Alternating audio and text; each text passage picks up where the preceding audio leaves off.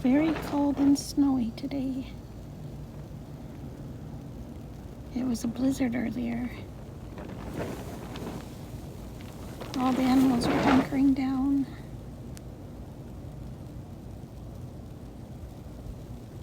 It's 23 degrees out. Makes me thankful for a roof, for walls.